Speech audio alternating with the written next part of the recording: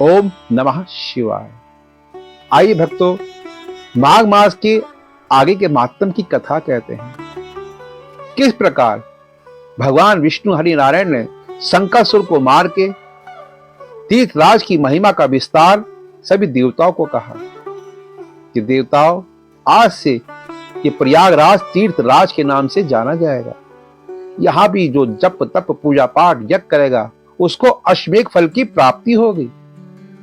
मैं स्वयं इस तीर्थराज पर पतित पावनी गंगा को भागीरथ के द्वारा यहां पर लेके आएंगे और इसकी महिमा और बढ़ जाएगी। राजा सगर के 60,000 पितरों की मुक्ति के लिए भागीरथ गंगा का आवाहन करेगा और मैं अपने चरणों से पतित पावनी गंगा का उद्गम करूंगा और वो गंगा यहां पर आकर तीर्थराज पर यमुना के द्वारा यानी सूर्य की पुत्री यमुना जी भी यहां आकर स्थापित होगी और उनका मिलन हो जाएगा।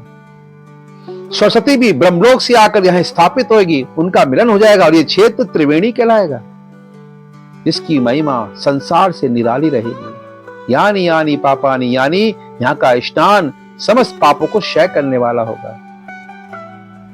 इस प्रकार भगवान विष्णु ने उस प्रयाग तीर्थराज की महिमा सभी देवताओं को बतलाई।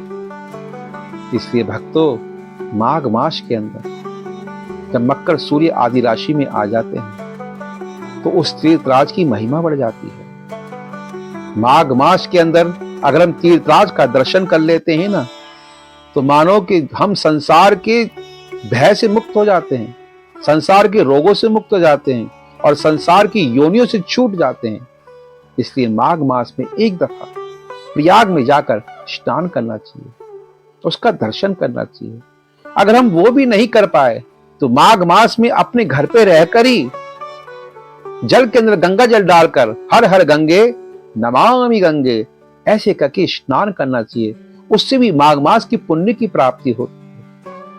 फिर देवालय पर जाकर भगवान शिव और विष्णु को स्नान आदि कर पंचामृत से स्नान कराकर धूप दीप नवेद अक्ष उनका पूजन करना चाहिए, बिलपत्र आदि उनको अर्पित करना चाहिए। भगवान विष्णु को तुलसी अर्पित करनी चाहिए, भगवान श्री शालिग्राम का पूजन करना चाहिए, उनकी प्रकम्मा लगानी चाहिए और माघ महात्म की कथा का श्रवण करना चाहिए।